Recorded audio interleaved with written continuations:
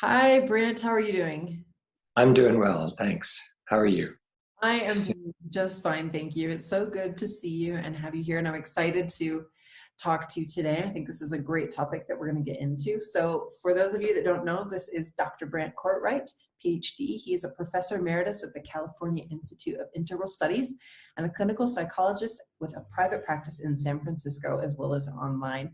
He's the author of 4 books and has a practice as a coach and consultant on anxiety, depression, cognitive decline, and brain health. He gives workshops around the world and is a speaker at conferences on this topic. And among his publications is the number one Amazon bestseller, Holistic Healing for Anxiety, Depression, and Cognitive Decline. So, Brent, I think the topic that we're going to talk about today, holistic healing and mental health, is really relevant to this broader conversation on resilience, which is particularly relevant for the audience that I have through Lemon Rebellion, where we support women to flip the script, mentally, physically, spiritually, and emotionally on adversity so that they can create opportunity for themselves and move forward. And certainly in the midst of major life transitions, mental health is an issue that can come up a lot. I'm sure we all likely know someone who is struggling with their mental health. How bad are these problems of anxiety, depression, and cognitive decline? They are huge. Um, Probably many of the people listening to this not only know somebody who's struggling with it, but are probably struggling out with it themselves. And it disproportionately seems to affect women even more than men. Maybe because men don't report it as much, but certainly for some things, like Alzheimer's, for example, which is 5 times what it was 50 years ago, it seems to affect women twice as much as men. So 2/3 of Alzheimer's patients are women. Similar with depression. Um, Something like 1/4 of American women between 25 and 45 are taking an antidepressant. Um, and anxiety is an even bigger issue than depression. It's overtaken depression as the number one mental disorder these days. And it affects the young even more than the middle-aged or the older ones.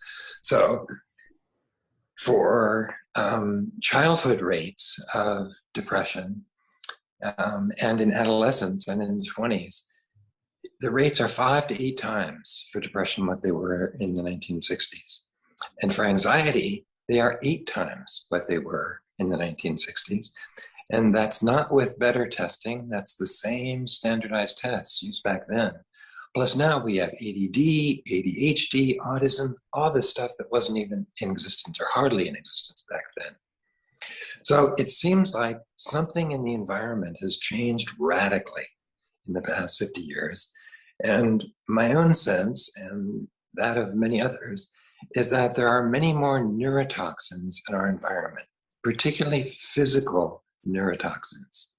Wikipedia lists 6,000 neurotoxins in the environment that were never there before.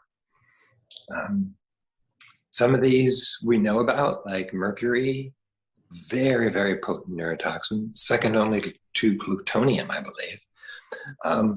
Lead, arsenic, plastics.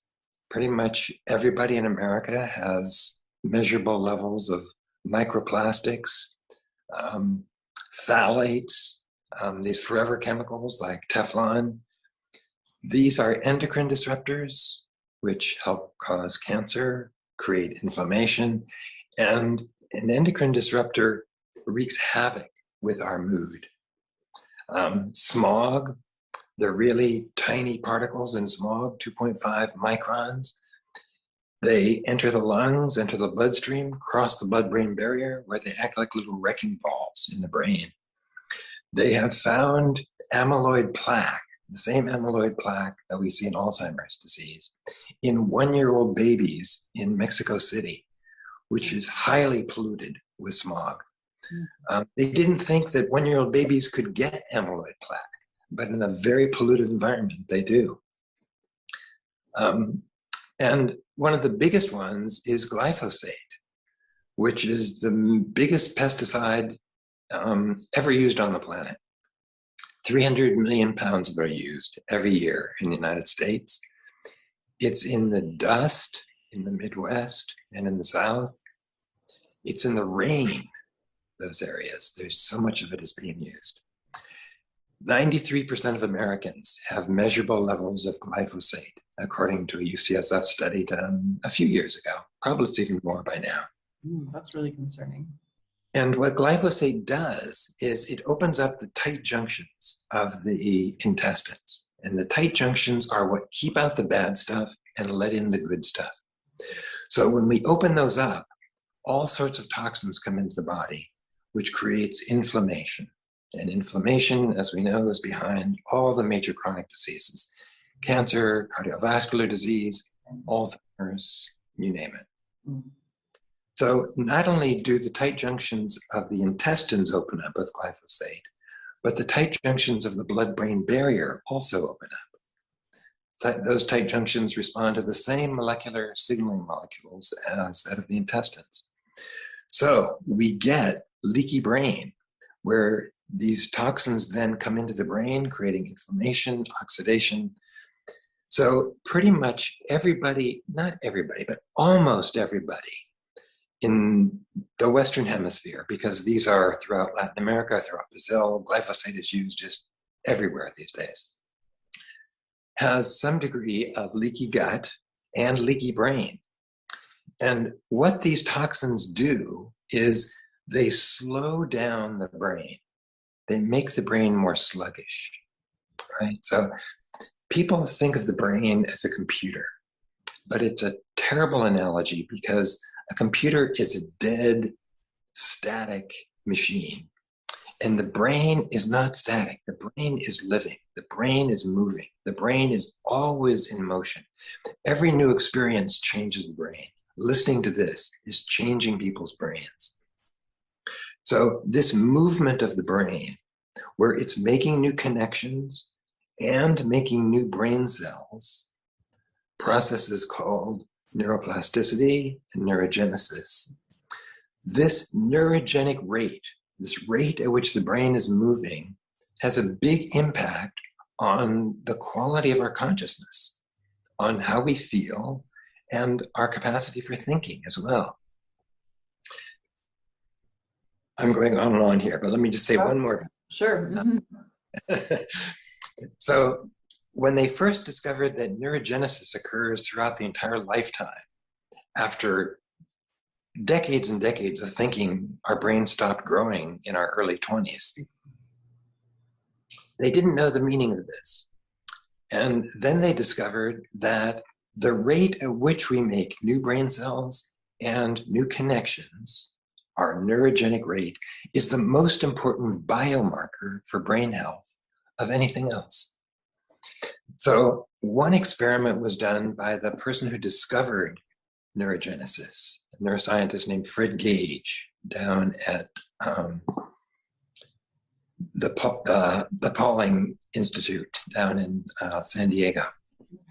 And he increased the rate of neurogenesis and neuroplasticity in mice by 5 times. And what he discovered was that they became kind of like super mice. They had big cognitive advantages over their normal neurogenic rate peers. They were smarter, they figured things out faster, they learned things more quickly, and they were emotionally protected from stress, from anxiety, and from depression. There was robust emotional resilience there. Fascinating. It turns out it's the same thing with people. When we slow down the neurogenic rate, we get anxiety, we get stress, we get depression, and we get brain fog.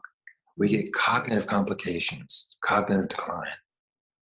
So the book is really about how to increase our neurogenic rate and heal and strengthen the brain, right? That everybody has some degree of brain weakness or brain sluggishness, or almost everybody. Mm-hmm. So the book is a holistic approach, meaning body, heart, mind, spirit, working on all these levels to increase our brain health. Because we exist in all these levels. Right. physically, emotionally, mentally, spiritually, and we experience them all through the brain. The brain integrates all of this into one smooth functioning. Isn't it fascinating? So, Mhm. Dr. Cortright, what I'm understanding you're saying is, with the amount of toxins in the environment and in the food we eat, and I suppose really everything the modern lifestyle kind of exposes us to, we are as population and individuals maybe experiencing some symptoms of brain sluggishness, brain fog, emotional challenges even that are really more a result of the environment around us, making it harder for us to prosper in some ways. I want to, if that's the case, I think so many of us, we just think and assume that as we get older over time, we're going to become weaker, we're going to become slower. Is that an inevitable part of aging, or with what you are sharing through discoveries with your book, are there ways to mitigate some of those effects of just aging that we think, oh, well, I'm going to be 90 years old and not remember my name? Is that an inevitable reality?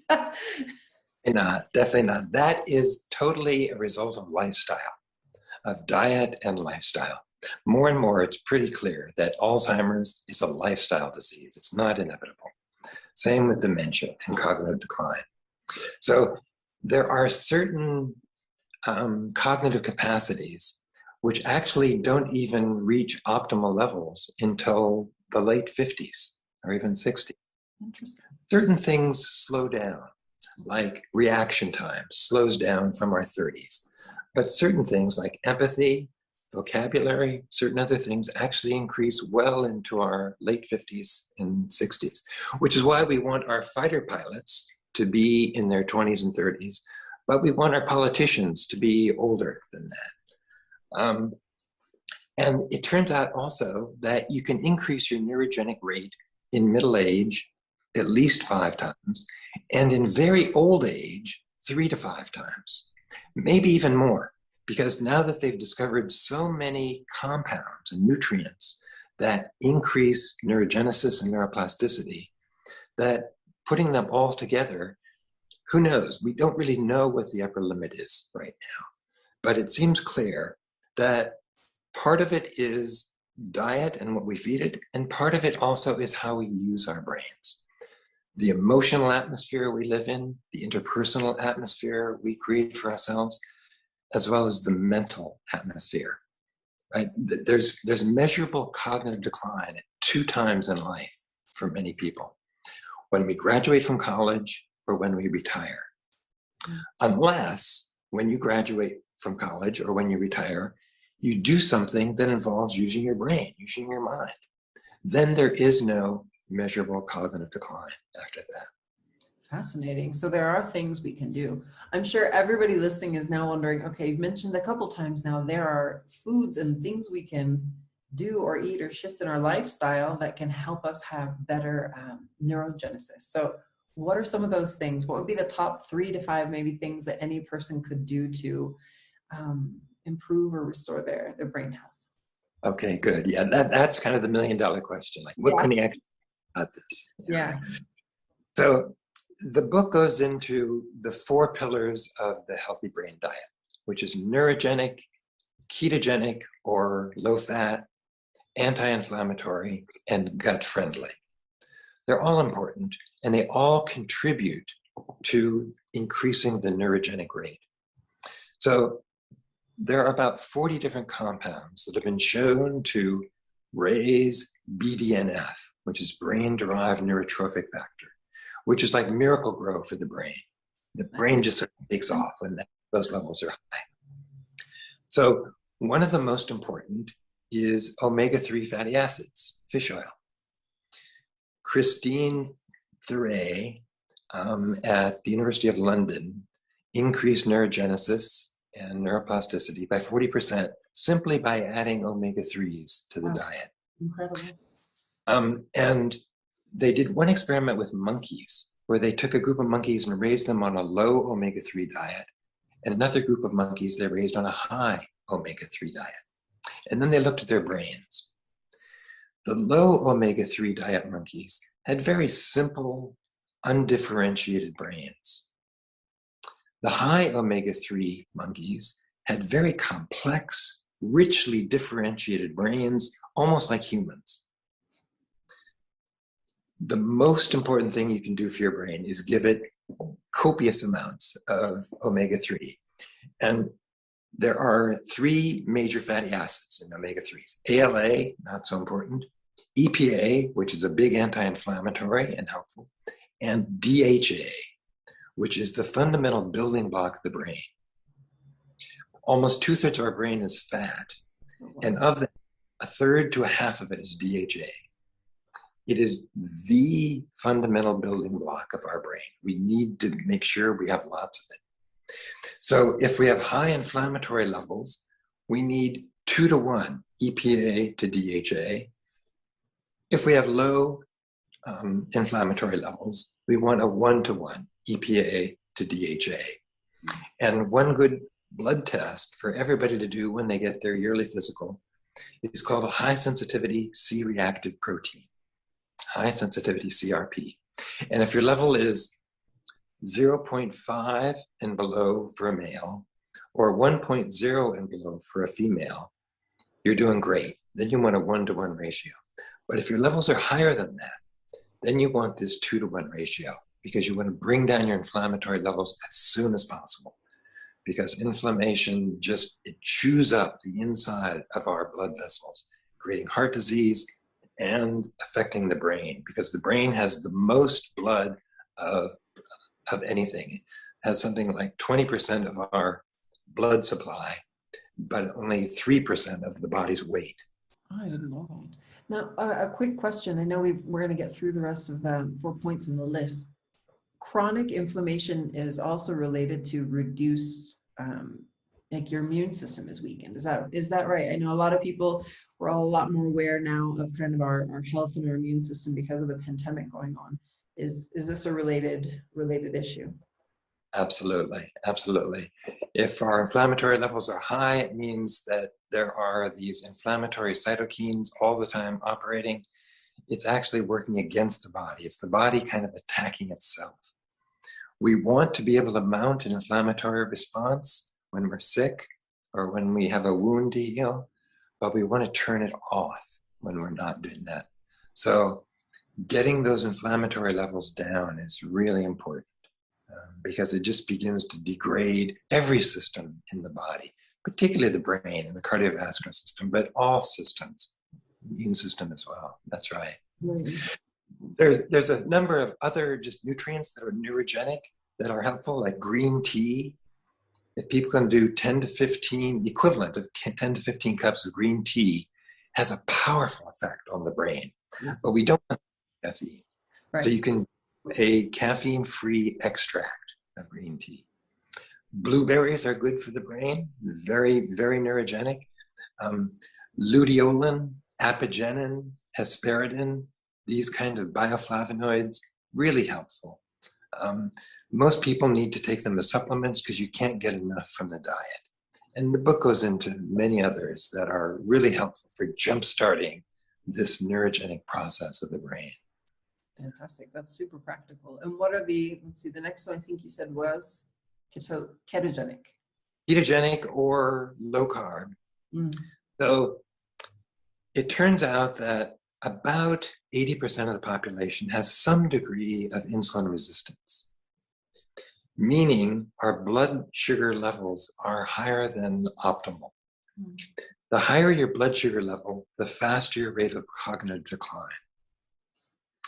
High blood sugar means that there is extra inflammation, extra oxidation, extra glycation, which is something that happens with aging.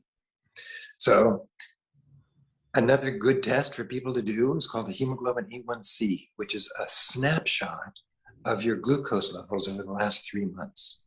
Interesting. If that is over 5.0, you want to bring that down. Because every 1/10 of a point higher, even though you're not even in the pre-diabetic range, causes a more rapid increase in cognitive decline, a more rapid decline in your cognitive capabilities. So Also, having high blood sugar levels increases your inflammatory levels. So low carb or ketogenic diet's being used with Alzheimer's. It's being used with just about anything that is neurological. Parkinson's, epilepsy. The word that's being used by researchers is neuroprotective, that the brain works more efficiently with ketone bodies, with fat as fuel, rather than sugar as fuel, because sugar burns as a kind of dirty fuel, creating a lot of toxic byproducts, whereas fat for fuel burns very cleanly and more efficiently. One researcher at Harvard, Richard Beach, who recently died, found out that the mitochondria of the heart work 28% more efficiently when they use ketones for fuel rather than glucose. And since the neurons have similar mitochondria to the heart, if you could imagine your brain working 28% more efficiently on ketones, you get some sense of just that things are operating more smoothly, there's a greater equilibrium, you feel like you're operating on all cylinders. Mm-hmm. So ketogenic or low carb is helpful for most people. Then anti-inflammatory, we want to bring those inflammation levels down. This is a huge issue. We'll go into that more, but let's stop there. But there are a number of natural things you can eat, like turmeric, for example, curcumin, black cumin seed extract, tart cherry extract. There's a number of things you can just include, borage as part of your diet, that bring those levels down naturally. And depression is an inflammatory process. Tell me more. I know that. I hadn't heard that. Yeah. So many people are now treating depression along with antidepressants with anti-inflammatories as well. Similar with anxiety. When you have high levels of inflammation, the body knows something is wrong, but it doesn't know what it is. And so it begins to feel anxious, it's like your system goes, wait a second, something is wrong here. And we begin to feel anxious. And so I think one of the reasons for this really epidemic of anxiety and depression is the standard American diet, abbreviated SAD, is highly inflammatory. You couldn't come up with a better diet to produce anxiety, depression, cognitive decline, Alzheimer's, inflammation, obesity, insulin resistance. So high carbohydrate, high sugar, high bad fat, low good fat, low fiber, high processed food. It's a recipe for all these things. So we want to eliminate the standard American diet and eat a healthy brain diet. Again, neurogenic, ketogenic or low carb, anti-inflammatory, and gut friendly. And the gut friendly, maybe we can just take a minute to focus on. Tell us about that, sure. So we have 40 trillion microbes, bacteria in our intestinal system. It's a whole ecosystem down there. I think there are more of them than there are of us. Well, they used to think there was more. They've now done a recount and found out about as many cells of our own as we have of them, about 40 trillion each. Still amazing. Still amazing, yeah. They produce most of the neurotransmitters in our body. They did one experiment with mice where they took mice who were genetically bred to be anxious. And they took mice that were genetically bred to be fearless. And they took the microbiome from each and they transposed them. And the anxious mice became fearless and the fearless mice became anxious. Wow. Pretty amazing when you think about it. It means the microbiome trumps genetics. Or what it really means is that the microbiome turns on and off the epigenetic switches involved in mood. So there are a few different probiotics that have been shown to reduce anxiety and depression scores by 50%. Incredible. There are Mm-hmm. that are now being used in trials that have been shown to increase cognitive performance as well. And the book goes into these in Sure. much greater.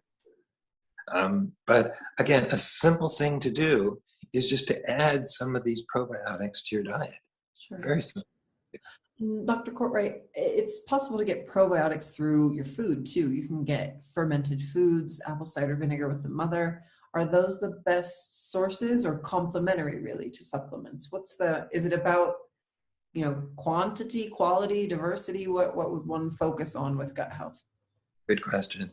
I think there are a few strains that are really helpful for mood and cognition, but we don't want to rely on that entirely.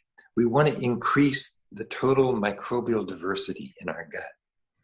So indigenous populations have about 20,000 different strains of bacteria, which is really wonderful. In the West, with the overuse of antibiotics, the overuse of pesticides, things like that, most people have 10,000 strains or less. Wow. Since 80% of our immune system is in our gut, we want as diverse a microbiome as we can get. So when you take a probiotic, you're only taking 1 or 2 or maybe 5 or 10 strains. But if you go out into nature and you just breathe, or you go into the ocean and you just take you swallow some water. It always happens. Or when you're gardening, you don't clean yourself off immediately. You let that dirt be there and let it colonize your skin, and it works its way in. So when you're out in nature, you get hundreds of new bacterial strains. And that's what we want to do. We want to increase the number of strains by hundreds, by thousands, really. Plantarum, Lactobacillus plantarum, is one bacterial strain that tends to increase other bacterial strains. And eating a fiber-rich diet also has a big impact on increasing by hundreds and hundreds the number of bacterial strains in the gut. Again, most people eat too little fiber. Simply increasing your fiber is a way to increase the healing of your gut. Would the best source of that fiber be through, produce, fresh produce, or what are some of the sources? Yeah, the best is vegetables. Yeah. Non-carby vegetables, ideally. Okay. It's such a carb-focused culture. Most people get most of their vitamin C from French fries. Can you believe that? No, I didn't even know they had an ounce of vitamin C in them. That's wild. Not much. Obviously, there's oranges and there's other things that are packed with it. Yeah. So potatoes are not a great source of fiber. We want to have non-carb of fiber. Asparagus, bok choy, broccoli, cauliflower, salads, tomatoes, avocados are great.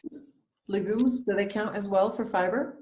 Legumes are good for fiber. It all depends on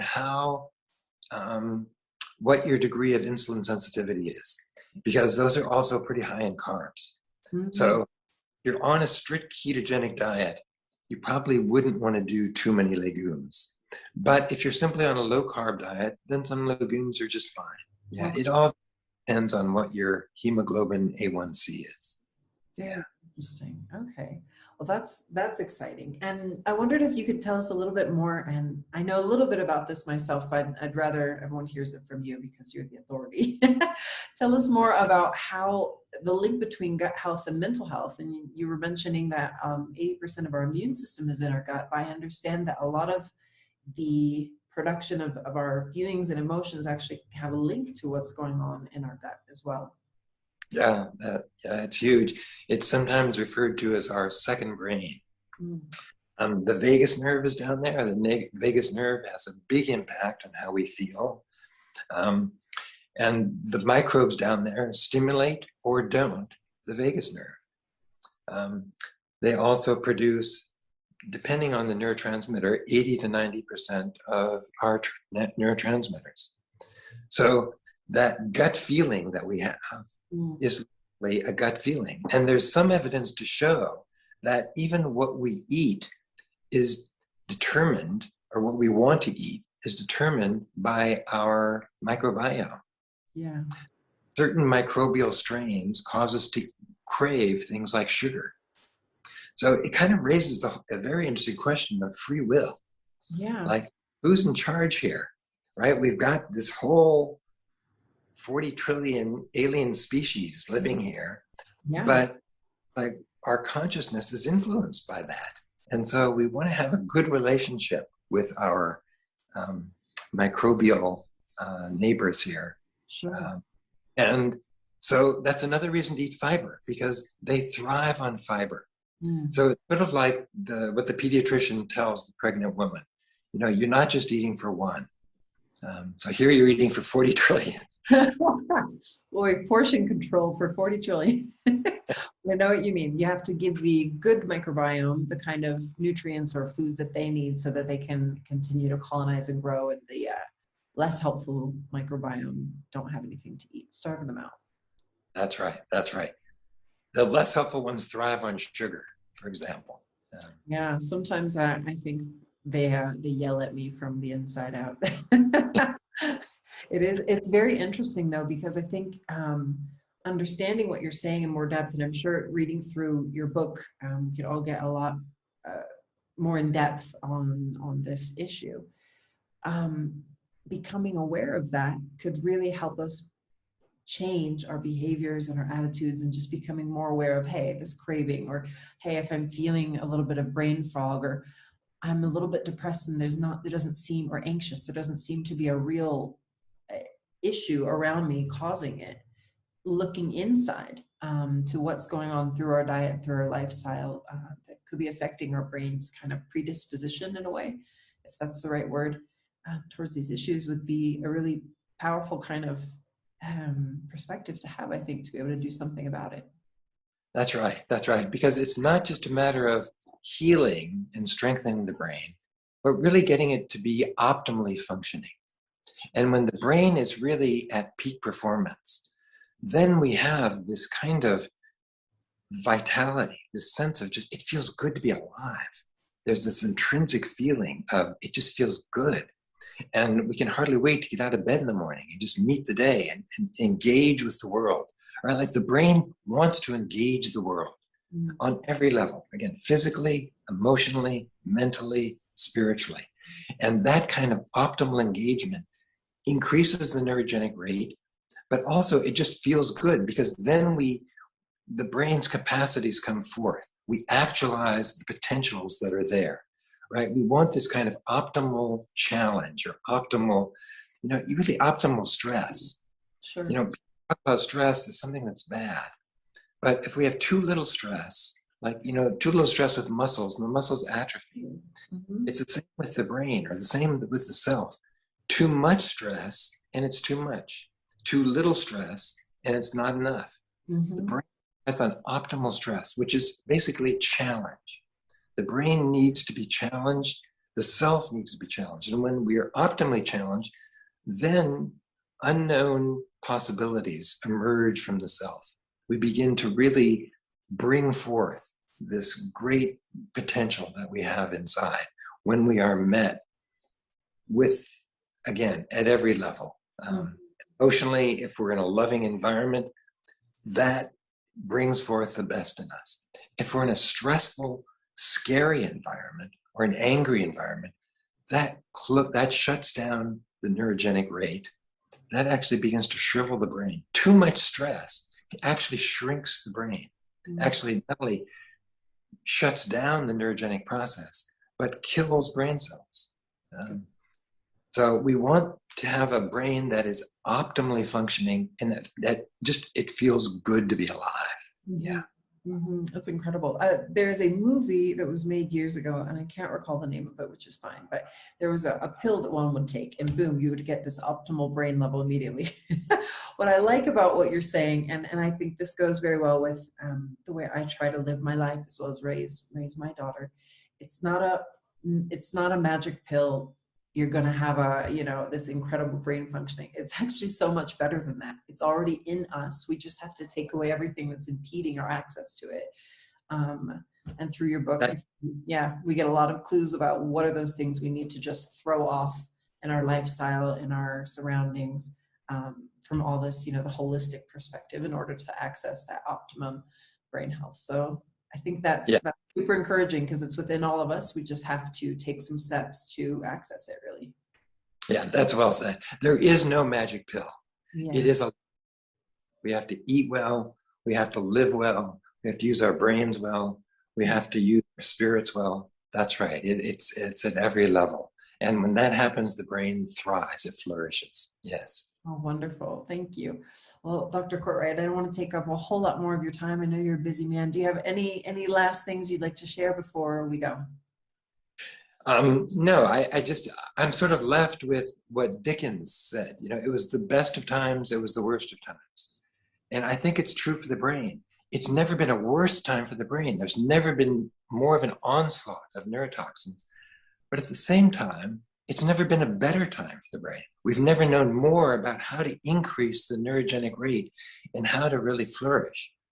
So I think when we begin to really take responsibility for our brain and for our emotional, mental, spiritual health, then we really can move into where living feels really good. Yeah. Well, that's so encouraging. I really, really, again, appreciate so much that you've taken the time to speak with me, and I can't wait to share this message with our audience and community. I think it's so, so important and so encouraging for us to know what we can do to get to that great feeling. And if people want to know more about you, how can they find you? What's the best way for them to connect with you? Well, easiest probably is just to buy the book on Amazon, Holistic Healing for Anxiety, Depression, and Cognitive Decline.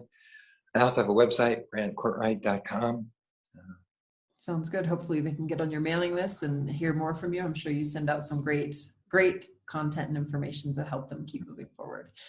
Dr. Cortright, thank you again. A pleasure to see you as always, and we'll look forward to connecting again soon. It was a pleasure. Yeah, thank you, Jamie. Take care. Bye.